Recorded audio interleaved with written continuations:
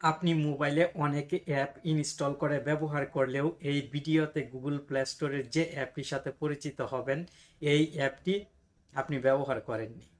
অনেক কষ্টে খুঁজে পেয়েছি। আশা করি অ্যাপটির কাজ ভিডিওতে আপনি দেখে অ্যাপটি যদি ভালো লাগে তাহলে মোবাইলে ইনস্টল করে নেবেন।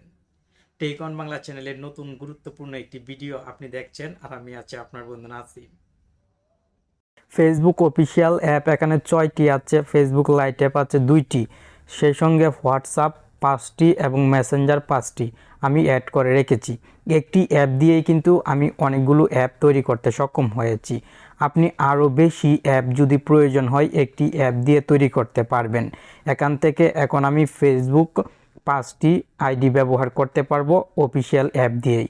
আমি একটি ফেসবুক অফিসিয়াল অ্যাপ ওপেন করলাম, এই যে দেখেন ফেসবুক আইডি লগ ইন করার অপশন চলে এসেছে। সেমভাবে অ্যাপটিতে চলে এসে যদি হোয়াটসঅ্যাপে ক্লিক করি তাহলে কিন্তু হোয়াটসঅ্যাপ আইডি লগ ইন করার অপশন চলে আসবে। অফিসিয়াল অ্যাপে যেমন ইউজ করেন ঠিক তেমনই ইউজ করতে পারবেন। এই অসাধারণ কাজটি কিন্তু ছোট্ট একটি অ্যাপ দিয়ে করা সম্ভব। প্রথম ইনস্টল করার জন্য গুগল প্লে স্টোরে চলে আসবেন। আর আপনি কিন্তু ভিডিওতে লাইক কমেন্ট কিছুই করছেন না। প্রতিদিন ভিডিও দেখলেও আমি বুঝতে পারছি না যে আপনি ভিডিও দেখছেন। লাইক কমেন্ট করবেন, আপনার সাথে অবশ্যই আমার ভালো আন্ডারস্ট্যান্ডিং হবে। প্লে স্টোরে চলে আসার পর মাল্টি স্পেস লিখে সার্চ করবেন, সঙ্গে সঙ্গে অ্যাপটি চলে আসবে। এই অসাধারণ লোগোর অ্যাপটি ইনস্টল করে নেবেন। অ্যাপটি ইনস্টল হওয়ার পর ওপেন বাটনে ক্লিক করবেন। ওপেন বাটনে ক্লিক করার পর নিচের দিকে লক্ষ্য করলে একটি প্লাস আইকন দেখতে পাবেন, এই প্লাস আইকনে ক্লিক করবেন।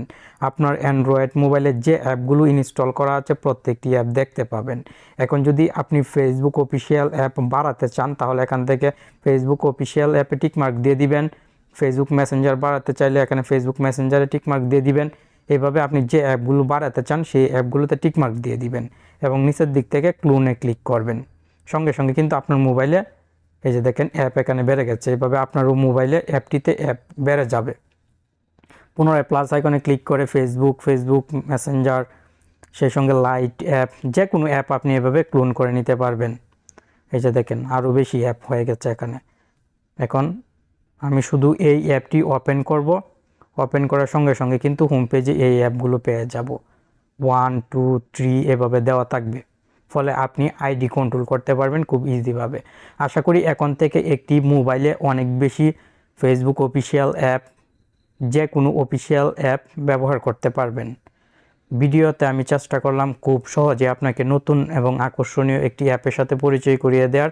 আশা করি অ্যাপটি ইনস্টল করে মোবাইলে রাখবেন।